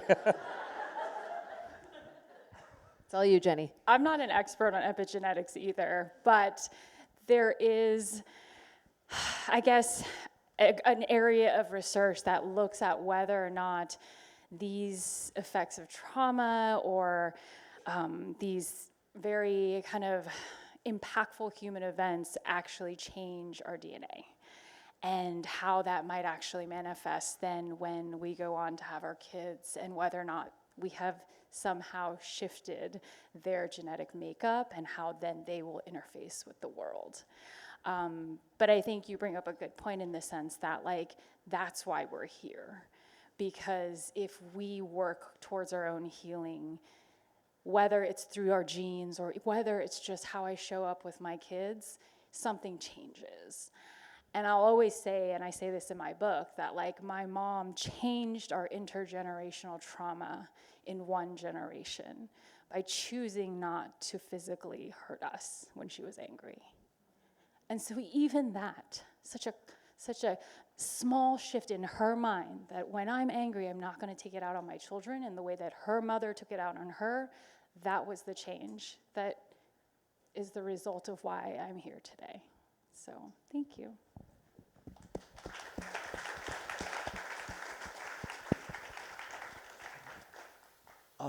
First of all, I just want to thank the organizers for facilitating this. I've been to a lot of Asian American events. I have to say this is one of the most hopeful conversations I've heard in a really long time, so thank you.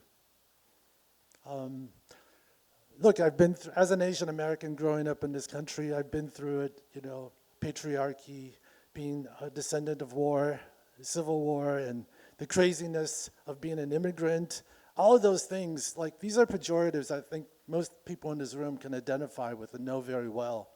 But I think there is something that's really unique and beautiful of our Asian heritage I want to stand up for today, because against this entire backdrop, like, what saved my life has been classical Asian wisdom and practices. Like, for the past 20 years, diving into ancient yogic practice in India and in China that frankly has influenced most of the enlightened perspective that the Western world is now celebrating comes from our ancestors and are still available. And if you look at health practices, we still can't explain how the fuck acupuncture works from a, right, from a Western science perspective, but it works. So I just want to, I think there's a hopeful perspective here, is that if we really hold on to this idea that we are Asian Americans, that we're just not just Americans, that there's something really beautiful, amazing, and powerful about our Asian heritage that is also uniquely available to us. And I just want to throw that out there as something that we could take pride in and invest in, and because our ancestors truly have figured this, a lot of this stuff out. And it is available to us. And those of you who have that kind of cultural ability to connect with it, I believe that there's tremendous possibility and change, that we are not just victims here. We are potential bearers of good news. And we can be the change by this unique heritage that we share, being hyphenated Americans. So I'm not sure if that's a question, but I would throw that out there as a silver lining that I believe we're witnessing in real time. And I would love to see more people who look like us stand up for that, rather than another person who learned from another person who learned from another person showing a bastardized version of it, because, you know, that is something we can stand for. I actually have a question for Dr. Soni in relation to that. I feel like I was so resistant to learning about meditation, even though it has its roots in India and in my heritage, because the teachers around me are all like 24-year-old white women. Are there any like centers in LA that are run by, owned by, featuring Asian folks that teach this kind of thing? Because even like the Transcendental Meditation Center is all a bunch of other people, and it's one thing I've just like really been wanting to find, and I'm curious if you are know of any, or if that's you. Yeah, no, it's a good question. It's totally a phenomenon. The face of yoga is not an Indian face, even though yoga is an ancient Indian practice. And even when you have gurus, you have the Indian gurus come to LA, but they're not the ones running the center. So I guess the answer is no to your question. But Cool. But there are a lot in India, and I'm here for you. What's your email address? I'll get it to you.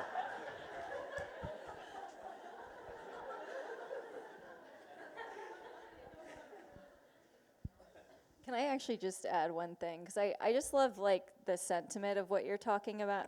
First off, that was beautiful. Thank you for that.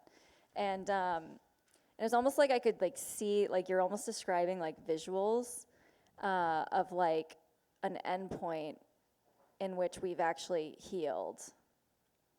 I think about this a lot, like it's a storytelling device, is like, what's the endpoint? What's like the promised land? And I think there's something really powerful to think about is like, what is that for you?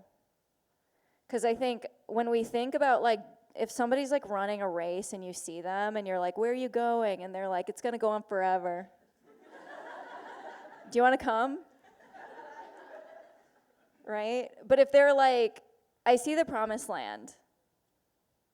Do you wanna come? Yeah. Especially if you see it, it's kind of close. So I think there's something really powerful in thinking about like, what is that destination for you, the end point? There is something like that. What does the world look like, feel like, to wake up in when your life, when you are healed and when those around you are healed? Now, healing is of course a lifelong process and we're never gonna get there and that's not the point. But I think there's a beauty in imagining the destination, like the promised land there. Hi, my name is Lily, and I wanted to ask a question about just building community in a digital space. I think that Dr. Soni was talking about it, and I think that there's this tension between social media and the fact that I'm here from New York because I missed the New York one. And I was like, I want to be in the space with my people to talk about this and to hear everyone speak.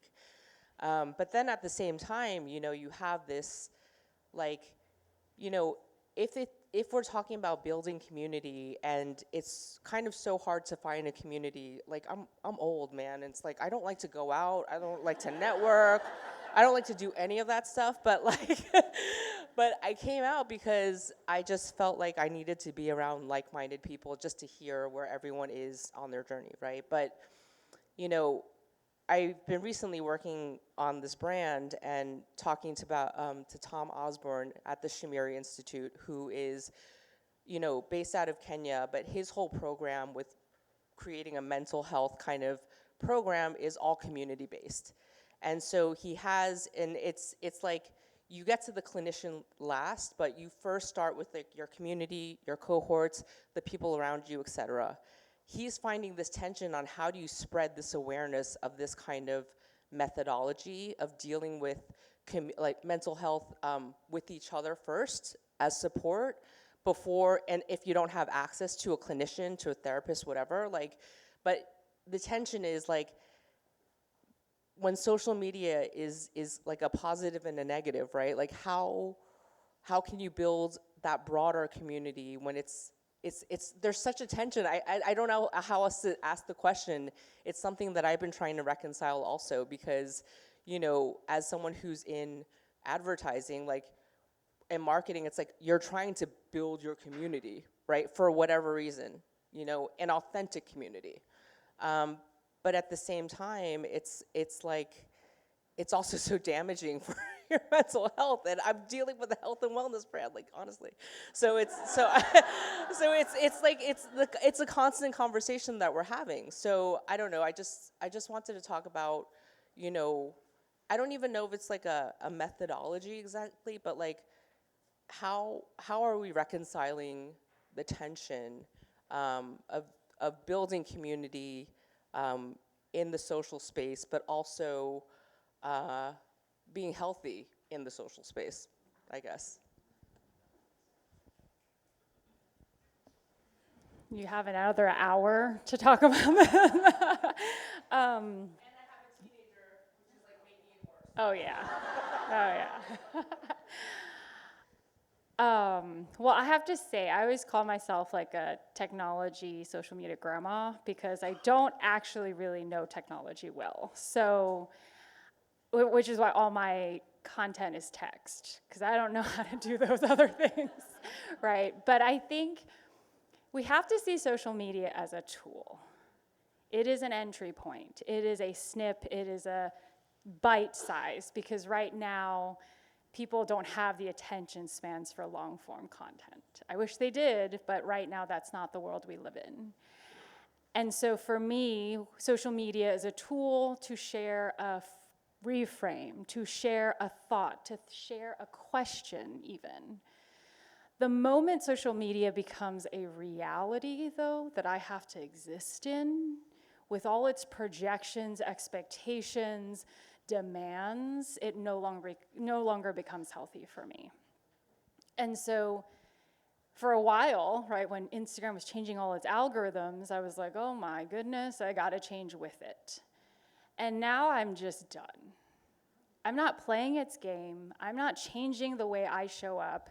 The people who resonate with content that you write will still be with you. And you have to trust that, right? Because that is the community that you are drawing to you. And they see you as a human being, not just a content robot. And so I would say that when you show up authentically as who you are with the brand that you have, the people who need you or resonate with you will come. But if you follow that rat race and get on that treadmill, there's no end point. And you will be looking at metrics in a way that defines who you are. And that is damaging to your mental health. So, good luck. And also, on the note about social media too, like I've thought there are like two ways of telling your story. You can tell it in a way that drives separation, which is like all the aspirational Instagram influencers that we like, you look at their content and you're like, I don't know, but I hate myself. Right? So it's because they're projecting this aspirational lifestyle that's driving disconnection, and that's the point. Right? It's supposed to be like, I am different from you, maybe better. It's separation. And then you can use your story to drive connection. We see a little bit less of that on social media, which is why it has the rap it does, but I have seen some people do this incredibly effectively that have made me feel like there's a place. I feel seen when I see their content, and that's by just like being fucking honest and like sharing the struggle and sharing what's real for you and sharing who you really are, even though it's not pretty. And so I think that can be a really powerful like North Star too, just like thinking in terms of driving connection. And like, is somebody gonna look at your content and be like, did I get anything out of this beyond you look better? And if the answer is no, then don't post it, right?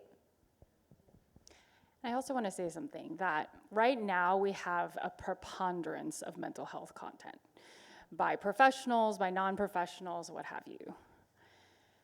We are conflating the consumption of mental health content as mental health care.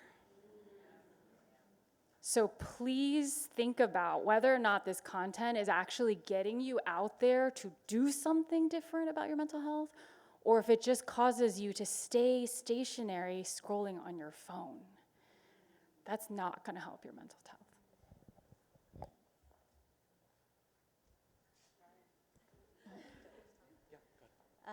Hi. Oh, sorry.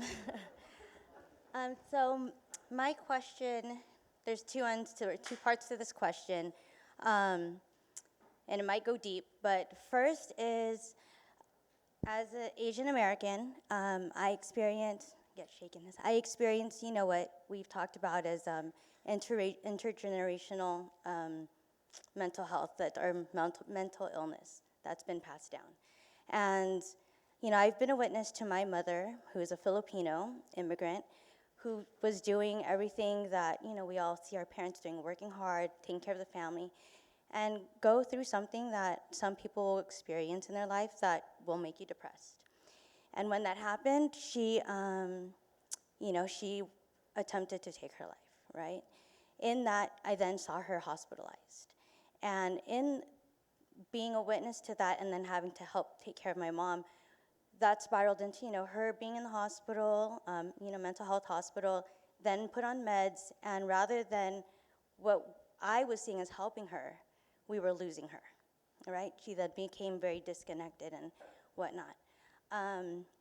Later in life, I eventually, well, actually earlier in life, when I was 13, I was then diagnosed as chronically depressed.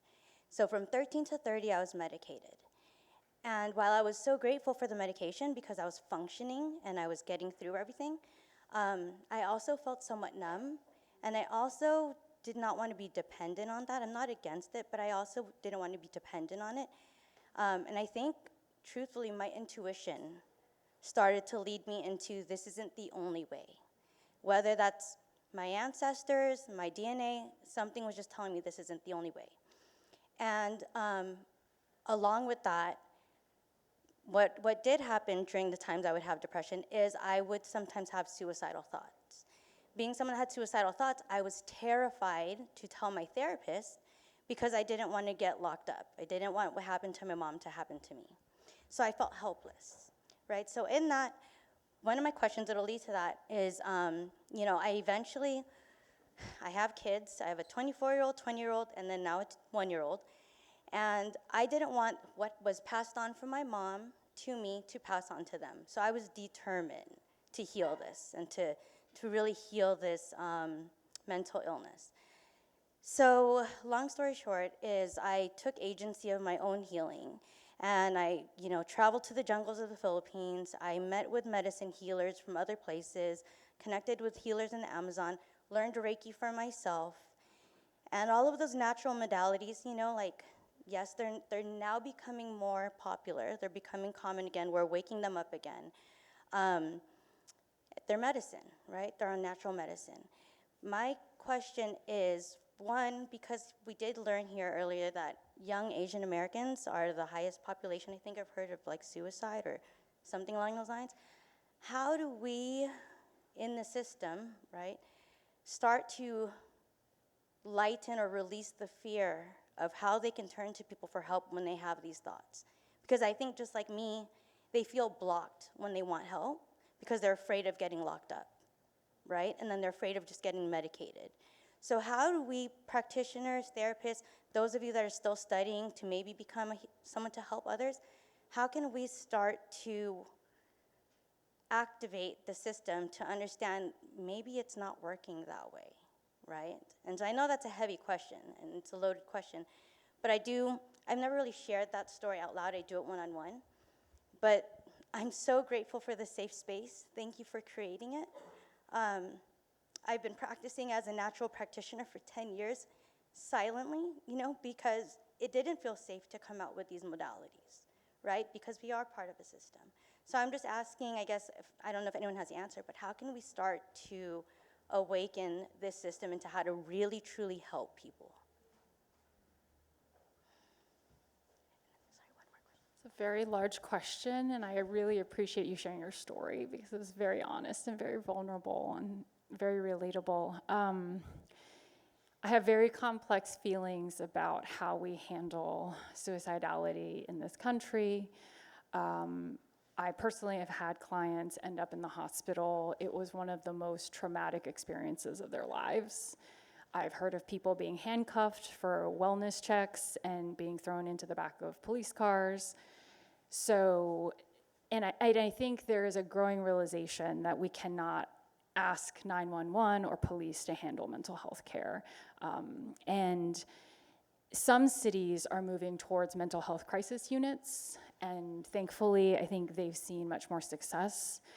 But I hear that it is terrifying because then it leads us to very violent systems in the ER, in psychiatric units, and what have you. And this is why I talk about how, especially in Asian community, because there's such a silence around mental health, oftentimes our community gets very, very, very sick before there's intervention. And then we're at a point where the family cannot be expected to protect that individual on their own, and they're thrusted into that system. And so I think one of the most powerful ways that we can keep people from having to end up at that point is to start to notice. And when we notice that someone is withdrawing or not engaging with their normal functioning and the world, to start preemptively starting to have those conversations and linking up with care early on in an outpatient basis or what's necessary, But I think oftentimes it's hush-hush, and that person struggles in silence and tries to fight on their own, and then they're in crisis. And so I think as a community, it doesn't cost us much to say, hey, I've noticed something changed. And I am a huge proponent of training lay people to begin to identify how to speak up, how to hold space, all of those things that we do as therapists. I mean, they do that in other countries. They have grandmas sit on benches, and people just come and sit and talk to them. But I agree with you that it is a structural change that needs to happen in the medical system, and I don't know that we're there yet, honestly.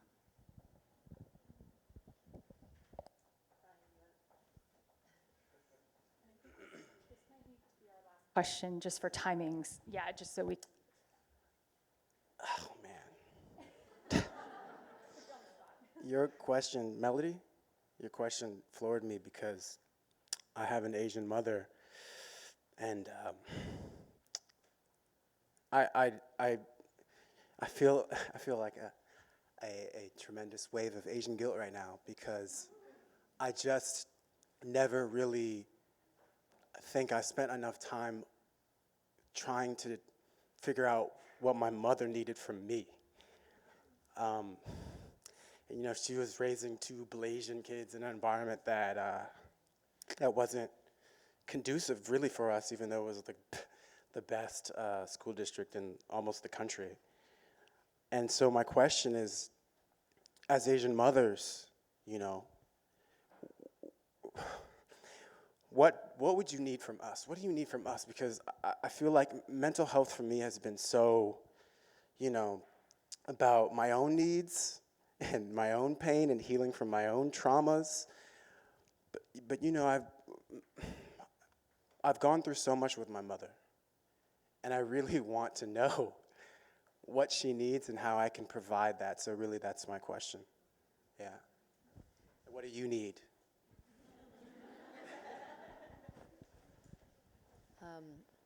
Have you, just out of curiosity, have you asked her what she needs, or have you? But I will say it's sort of a hard question because I know where it's going to go, and I know it's going to get very emotional, and I cannot see my mother in any pain whatsoever. I can't take that, you know? But you're right, that's the first step.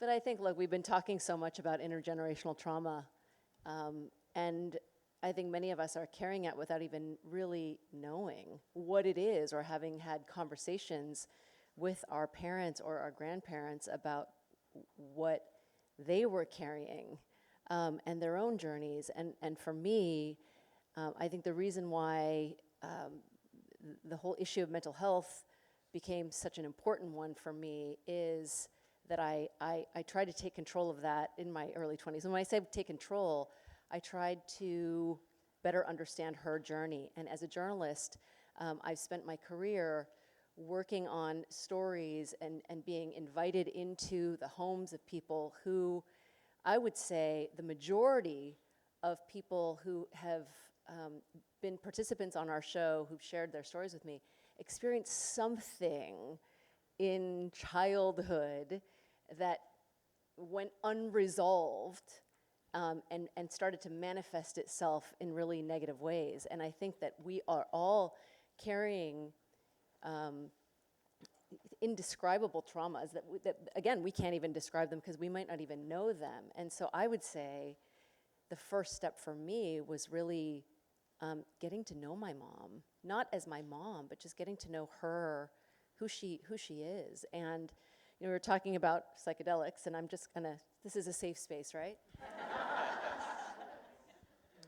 So you know, I told you that I've spent a lot of time in therapy, and I have reported a lot on psychedelic therapy and non-pharmaceutical modalities for healing. And I had an experience with a particular psychedelic about a year ago, and I didn't go back to my own childhood. I went back to my mom's childhood. And what I didn't share earlier is that my mom left when I was 7, my sister was 4, and I harbored so much resentment for her for so much of my life.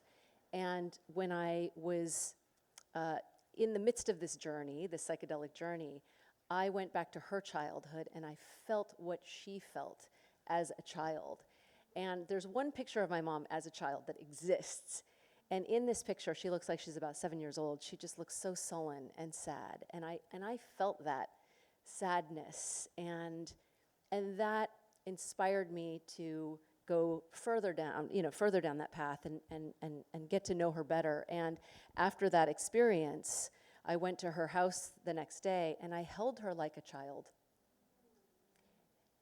And I told her I will take care of her, because like so many of our parents, they came to this country with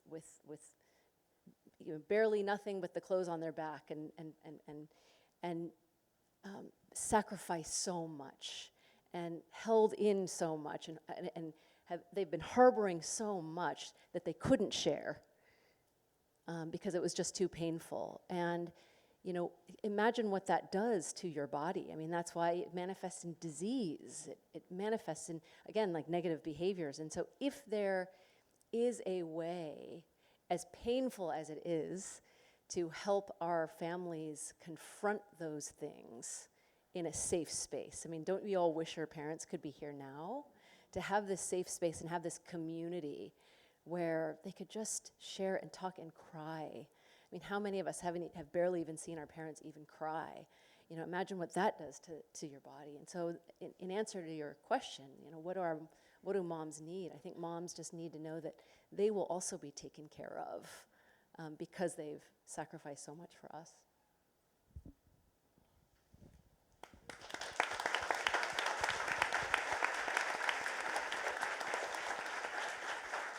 This is off the record, right? All right, so we have curated a lovely breakout session. If you are in the flowing, which is the more movement oriented, you're going to be in the courtyard. If you are in the grounding session, you will be here, and try to grab one of those journaling books that might be sitting on your chair because you'll be using that for our session. These lovely clinicians have donated their time, their expertise to be with you all tonight. So I hope you enjoy, and I hope you build out your mental health toolkit. And we will come back here to close out in a little bit, so we will see you in a little. If you are joining us for the flowing session outside, please exit through the front doors and grab a mat on your way out.